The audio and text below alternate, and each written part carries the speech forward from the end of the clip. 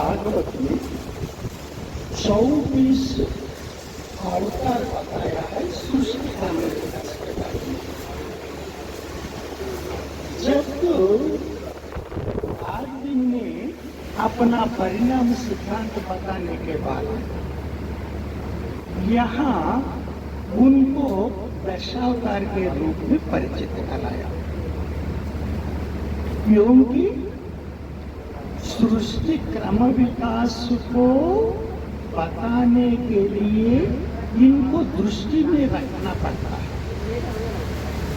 देखिए, हम मत्स्यावतार, कूर्मावतार, वराहावतार, नरसिंहावतार ऐसे ऐसे बताते हैं।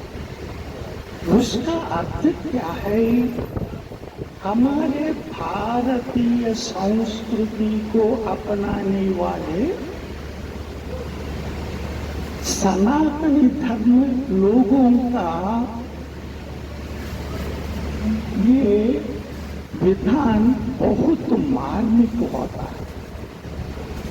जो उसमें जो बोधता होते हैं उनको समझने की शक्ति भारतीयों में है, बाकी लोगों में उतना नहीं। देखिए, मत्स्यावतार मामूली तौर पर कैसे बताते हैं? वो महाप्रलय के समय बचे हुए कुछ लोगों को सृष्टि क्रम विकास में बढ़ाने के लिए कुछ ऐसे पुराण कथा है। लेकिन आज तक हम गृहस्थ धर्म को पालन करने वाले भारतीय लोग को उसको ऐसा समझना चाहिए कि मत्स्य का एक गुण है, उस गुण को स्वीकार करना। वो गुण क्या है? मत्स्य अपने आंखों की दृष्टि से अपने बच्चों को आहार देते हैं। हमको कैसा प्रेरणा देते हैं हमारे आज के महात्मा? हम भी अपने बच्चों को उसी तरह देखना चाहिए। यम नियमों के साथ उसका जीवन विधान को बदलना है, उनको निरीक्षण करना है, प्रेम से पालना है। और करके बुजुर्ग लोग अपने बेटा बेटी को ये संस्कार देकर उसको गृहस्थ कर्म में प्रवेश करना। हम केवल कहते हैं उस समय केवल पानी ही पानी है, उस समय केवल मछली ही जीवित है, ऐसे सोच रहे हैं। उससे जो सत्य को हमें स्वीकार करना है वो स्वीकार करते हैं क्या? और दूसरा कूर्म अवतार। कूर्म देखिए कैसे होता है, वो पानी में भी होता है, भूमि में भी चलता है। और ये इतना अपने शरीर इतना कोमल होने पर भी परिस्थितियों के अनुसार अपने शरीर को मजबूत बनाता है और अपनी शक्तियों को जरूरत पड़ने से अपने शक्तियों को संयम करता है।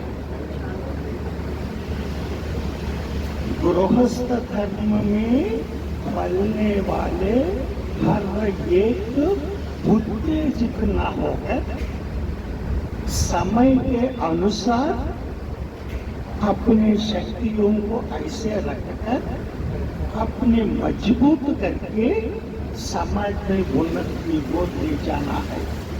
ऐसे हम अपने बच्चों को पालन पोषण करें तो भारत का भविष्य कैसा होता है देखिए। और तीसरा है वाराह अवतार। वराह देखो वो इतना कठिन होता है, स्वर को कोई नहीं मार नहीं पाते हैं। और उसमें और एक प्रचेकता है कि प्रथम छेद वही उसमें, इसमें इतना गाढ़ रहस्य है देखिए। और वो पुराण कथा कैसे करते हैं, वराह ने भूमि को ऊपर लाया और वेदों की रक्षा की। वेद माने क्या है? ज्ञान है। वो ज्ञान क्या है? सारी भूमि जल से भरा है। उस समय सृष्टि आरंभ होता है क्या?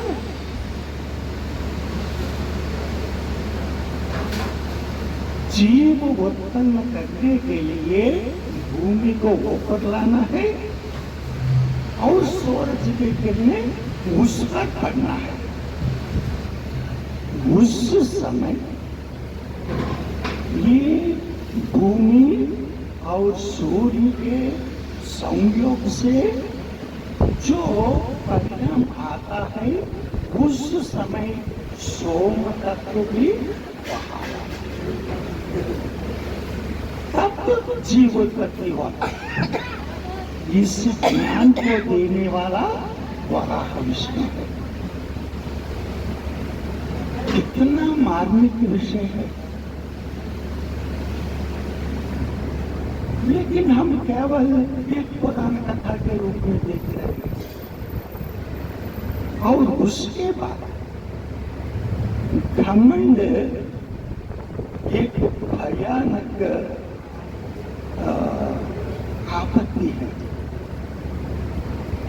उसको, इस घमंड को, ये अहंकार को, जो रात्रि या दिन या रात्रि कोई नहीं, बाहर अंदर का आभास नहीं। उस भयंकर परिस्थिति को तो उनको नाश करना चाहिए। नारसिंह विष्णु ने ऐसा ही किया। मैं ये सभी को पता होने के कारण मैं ज्यादा विवरण नहीं दे रहा हूँ, विषय बहुत ज्यादा है, इसीलिए सभी को आप समझ सकेंगे। अच्छे लोग भी है, आपका वो सोच विचार है, इसीलिए मैं संक्षिप्त रूप में बता रहा हूँ। उसके बाद जो आया वामन विष्णु, वो त्रिविक्रम होने पर भी अपनी जो काम करना है उसको सुचारू रूप में करने के लिए वामन रूप को स्वीकार किया। वो कौन है? ब्रह्मचारी है। ब्रह्मचारी किसे कहते हैं? ब्रह्मचर्य को अपनाने वाले को। ब्रह्मचर्य माने क्या है? ब्रह्म माने वेद का अनुष्ठान कौन करता है वही ब्रह्मचारी है। इस जीवन को ब्रह्मचर्य कहते हैं। देखिए, पहले कुछ संघर्ष है, ये वराह विष्णु का हो, नारसिंह विष्णु का। यहाँ ऐसा नहीं, ज्ञान से काम चलाना, जरूरत के अनुसार अपने को परिवर्तित करना, ये सभी हमें सीखने की विषय है। आजकल जमाने में ये बहुत आवश्यक है। हमारे धर्म को बचाने के लिए, हमारे बच्चों को बचाने के लिए, हमारे देश को बचाने के लिए, ये सभी को, सभी गृहस्थ लोग, प्रोफेसर जैसे महात्मा लोग, आप जैसे बुजुर्ग लोग, इनको पूरी तरह समझकर जो जिनको बताना है उन तक ये भावों को ले जाना है। भक्ति भाव तो है, कुंभ मेला हो तो कितने लोग आ गए, आपको सभी को पता है, लेकिन सनातन धर्म की वो जाने वाले उसमें कितने हैं? हम ऐसे जो ये तो हमारी धर्म सनातनी धर्म सारे विश्व में व्याप्त हो जाएंगे, हम फिर विश्व गुरु स्थान को प्राप्त करेंगे। उसके बाद देखिए, जो यहाँ महाभारत युद्ध के बाद जो नरसंहार हुआ, उसके बाद कई प्रांतों से कुछ मुष्कर्मों का इन्हें आकर यहाँ बस चुके हैं। उसके बाद कई प्रकार के विदेशी शासक यहाँ आकर जैसे जैसे हमारे संस्कृति को काट दिया। अब देखो, उसके बाद की अवतार है दत्तात्रेय, क्योंकि वो वेदात्मक है। 10वीं महायुग में प्रजापति परमात्मा ये ब्रह्मज्ञानियों को भी ज्ञान देने के लिए एक गुरु मार्ग का व्यक्ति का जन्म लेने के लिए अत्रि अनसुईया को प्रार्थना की, क्योंकि वेद सभी को समझ में नहीं आया। क्योंकि शिव को प्रार्थना करना है, हम शिव का रूप धारण करना। वेद को समझना पड़ा तो हम वेदात्मक होना पड़ता है। वही दत्तात्रेय उसे हटा दिया, क्योंकि वेद को जब तक हम अमल करते हैं हमारे यहाँ कोई रह न पाएंगे। हम वेद को भूल जाने पर ही विदेशी लोग यहाँ आ सकते। उसके बाद का अवतार है दत्तात्रेय का अवतार 6वां है। 7वां अवतार भार्गव परशुराम। ये भार्गव परशुराम ब्रह्मत्व में जन्म लिया, लेकिन अगर यहाँ कोई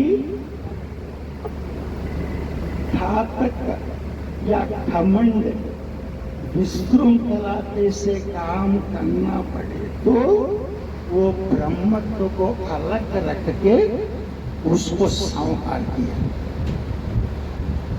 और उसको दत्तात्रेय स्वामी ने त्रिपुरा रहस्य के द्वारा ब्रह्म ज्ञान दिया। गुरु जो है, गुरु एक प्रेम तत्व है, वो प्रेम स्वरूप है, वो सर्वव्यापी है, सर्व देवता स्वरूप भी है। दत्तात्रेय स्वामी ने कार्तवीर्यार्जुन को कई वर दिए, उसको मारने वाले परशुराम को भी ब्रह्म ज्ञान दिए, क्योंकि कुछ घटना ये ऐसे करता है उसको हम कोई नहीं उसका निरीक्षण करने वाला। उसके बाद का अवतार है श्री राम। श्री राम संपूर्ण मानवता का साक्षात स्वरूप है। रामो विग्रहवान धर्मः, धर्म का एक रूप हो तो राम जैसा ही होता है। वो मर्यादा पुरुषोत्तम है और महान योगी है। उसके जीवन को देखे तो हमें इतना लेकिन ऐसे श्री राम ने जन्म दिए हुए हमारे भारत भूमि में उसका एक बाल राम के लिए एक मंदिर बनाने के लिए हम कितने कष्ट झेला आप सबको पता है, उसके बारे में हम नहीं बात करेंगे। उसके बाद श्री कृष्ण है, श्री कृष्ण के बाद कोई अवतार नहीं। श्री कृष्ण राम जैसे कष्ट नहीं झेला, वो केवल साक्षी मात्र रूप से जहां अपनी जरूरत पड़ती है उसी समय जगत गुरु के रूप में उसका विवरण रहता। ये महाभारत युद्ध रोकने के लिए कितने प्रयत्न किए हैं वो, लेकिन किसी ने न सुना। उसके बाद क्या हुआ, इतना नरसंहार हुआ, कोई वीर ही नहीं बचा पाया। इसी के कारण हमारा देश निर्वीर होने के कारण फिर कई पर जगह यहाँ आकर यहाँ ठहर गए। उसी के कारण उसका परिणाम आज भी हम भोग रहे। उस समय जो यहाँ के जो ये सांप्रदाय उसने लाया, ये सभी हमारे सांप्रदाय बताकर हमारे सिर पर ला दे। हम उसके पहले हर एक विषय यज्ञ से प्रारंभ करते हैं। हर एक हम दूसरों को सारे वेद